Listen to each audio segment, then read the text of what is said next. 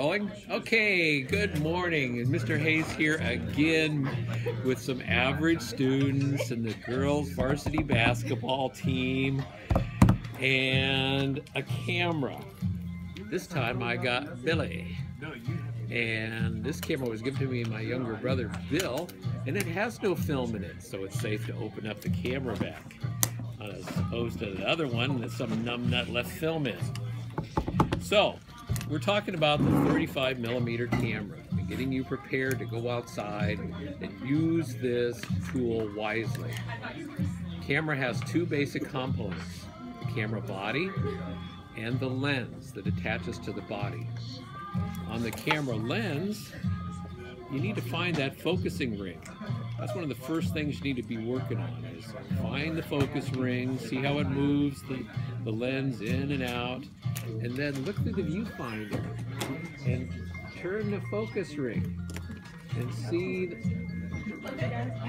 how the lens can help you get something into focus. They usually have some sort of focusing aid that you can use. Another ring on the lens is the f-stop ring or the aperture ring. Be sure you know where different f-stops are indicated on any particular lens. They're all different. So I can't tell you like it's exactly this or exactly that, because that would be a bunch of bogusness. Let's see. Here's our shutter release button. When you press that down, the shutter opens and closes. Isn't that fun? And then on the top of here is the shutter speed dial. When you turn that, you can select different shutter speeds. At the beginning, you don't need to worry a whole lot about that. We're going to tell you where to put it. But you need to be aware of that and how to turn it.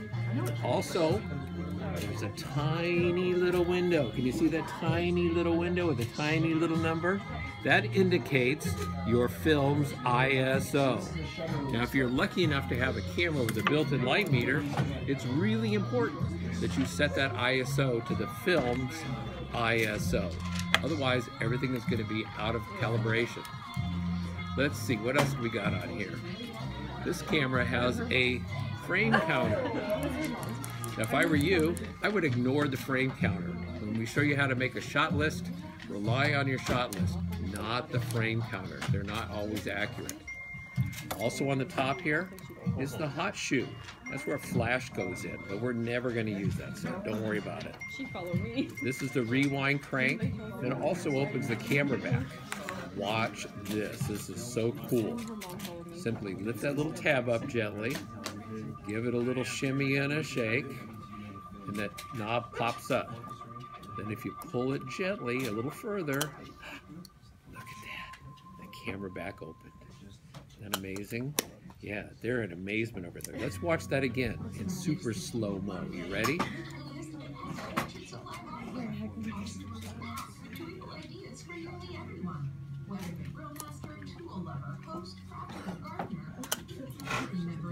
There you have it. I opened the camera back.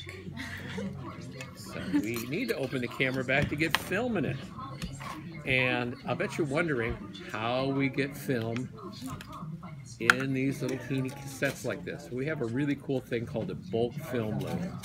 That's what the TAs are trained to do, and they'll be rolling tons and tons of film.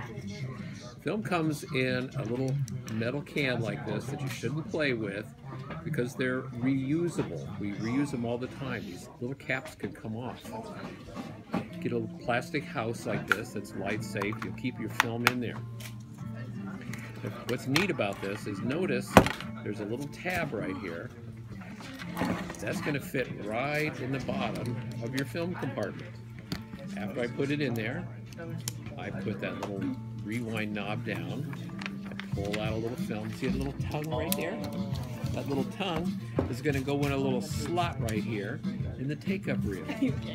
There's a little slot, and I make sure that tongue goes all the way in there. A lot of people make a big mistake right here. They just kind of lay it there, or they lay it there, and they think, you know, in this automatic age, everything's taken care of. Well, it's not. You got to make sure it gets in there. And then, like in that video we were watching, fire off your camera. That means push the shutter release button, turn the film advance lever. Do it again. film is moving. That's what we're looking for. It's smooth across the back. The shutter's right behind there. We know that. It's for sure connected here. And now we can close the camera back. And after we do that, we're going to take a couple more shots, because when we roll the film, the beginning part and the end part have already been exposed. But now, you have nice fresh film behind the shutter. You take up any slack by winding the rewind crank. And as I shoot, what I do is I watch that rewind crank. If you're pressing down the shutter release and moving the film advance lever and that's not moving, that means your film didn't get loaded properly and you're going to just waste a lot of time. So what else have we got here? On the bottom, we have a little hole right there. If you want to hook this up to a tripod, that's what screws into there. This little hole right here holds a battery. And this little button, sounds like the Three Little Pigs, and this little button is one of the most important things on this camera. It's called the rewind release button. And we just saw, I'm going to like waste this film, so don't worry. We just saw how the film goes into the take-up spool here, and it goes over two little sprockets right here. And it's just ingenious. When you press down the shutter, and you then advance film, that little sprocket right here is turning, and it's helping to pull the film onto the take-up rear. When you rewind your film, you're going to be turning this clockwise. And when you do that, see how it's pulling on the film already there? It's pulling on the film. Now, what happens when you press the rewind release button is it turns that sprocket into one that turns both ways. So now you can safely rewind your film. See how it's going backwards? But if you don't press that little button and you're like a super He-Man, what happens is people like force that and force that and force that, and it rips the snot out of the sides of your film, which makes it impossible to later develop. So we're taking our pictures, working our aperture ring, working the focus ring, and every time you take a shot, every single time, you're going to be writing down the f-stop, the shutter speed, the subject, what the light was like on every shot you take. So, kind of gone over everything here. There's a camera strap. Some of them have them, some of them don't. A good rule of thumb is when you have a camera, don't set it on the edge of a table like that with the strap hanging off, because somebody's going to walk by, hook that strap, next thing you know, your camera's on the ground. So, we've finished shooting. Let's rewind this all the way and take it out. I press the rewind release button. I lift that little lever. I turn it clockwise. Turn it clockwise. Just gently. You can feel it moving. And then when you get down to the end, you can feel it go like ding. It changes, and you can sense that. Lift it up. Take it out. All the film now has gone back into the film cassette.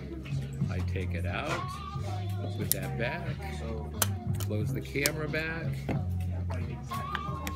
put it in its little plastic house, put the lid on it, and we're good to go. Now, if you were a smart person and not a Donnie person, what I would be doing also is putting my name on this with some tape, and maybe even the date. And then I would put my name and table and stuff on this, because they all kind of look alike without some sort of label on them. Anyway, so you guys got a lot to do before you take the camera test.